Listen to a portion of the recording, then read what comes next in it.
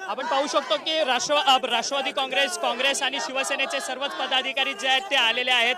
विनायक राऊत आपल्या बरोबर आहेत। विनायक राऊतजी, आंदोलनावरती ठाम आहात। मालवणमध्ये जी घटना घडली ती अत्यंत दुर्दैवी आहे, त्यावरतून राजकारण मालवणची घटना दुर्दैवी तर आहेत, पण ह्या नतद्रष्ट राज्य शासनाच्या मुळे मालवणची घटना घडलेली आहे। छत्रपती शिवाजी महाराजांचा अवमान झालेला आहे आणि त्याची संपूर्ण जबाबदारी ही महाराष्ट्र सरकारची आहे।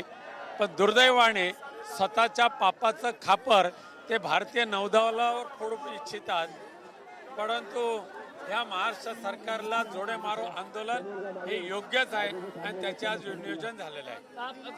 पंतप्रधान मोदी मुंबईत आलेले होते, त्यांनी माफी देखील मागितली। माफी मागताना त्यांनी सावरकरांचा उल्लेख करत काँग्रेस त्या संदर्भात माफी का नाही मागत असं जे मत आहे ते त्यांनी व्यक्त केले।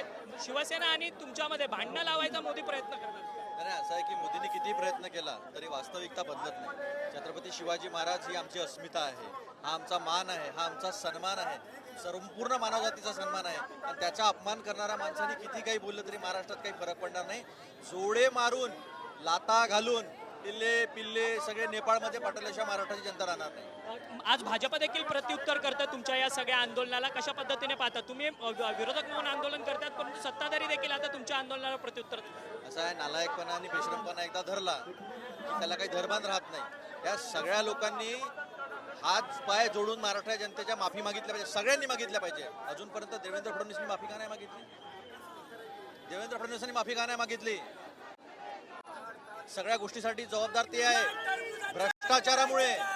भ्रष्टाचारामुळे कला संचालनाची परवानगी न घेतल्यामुळे आणि केवळ लोकसभा समोर ठेवून अशा पद्धतीने घाईघाईने जे शिवाजी महाराजांचा पुतळा बांधण्याचं काम केलं, त्याचा खामियाजा आम्ही भरत आहोत। आमच्या मायलेकी रडत आहेत।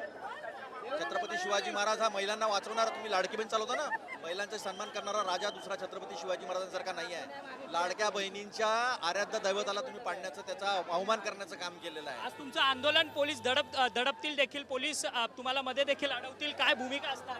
शिवभक्तांचं आंदोलन दडपणारी यंत्रणा या देशामध्ये जन्माला आलेली नाही आणि येऊ देणारही नाही। तर आपण पाहिलं की मंदिराचे नेते मंडळी सध्या या ठिकाणी प्रतिक्रिया ज्या आहेत त्या सगळ्या आंदोलनाच्या पार्श्वभूमीवरती मांडताना पाहायला मिळत आहेत आणि मोठ्या संख्येने संपूर्ण मुंबईमधले महाविकास आघाडीचे पदाधिकारी जे आहेत ते सध्या आलेले असल्याचं पाहायला मिळत आहे। हातामध्ये पोस्टर्स बॅनर्स घेऊन मोठ्या संख्येने महिला ज्या आहेत त्या सामील झालेल्या आंदोलनात पाहायला मिळत आहेत। शिवसेना ठाकरे गटाच्या या सर्व महिला पदाधिकारी ज्या आहेत त्या आता सामील झालेल्या आहेत। थोड्याच वेळात शरद पवार हे देखील या सगळ्या आंदोलनामध्ये जे आहेत उपस्थित राहतील आणि मोठ्या संख्येने जी घोषणाबाजी जी आहे ती सध्या या सगळ्या आंदोलनामध्ये होताना आपल्याला पाहायला मिळत आहे। व्हिडिओ जर्नलिस्ट प्रेम म्हात्रेसह अक्षय मंकणी, TV9 मराठी, मुंबई।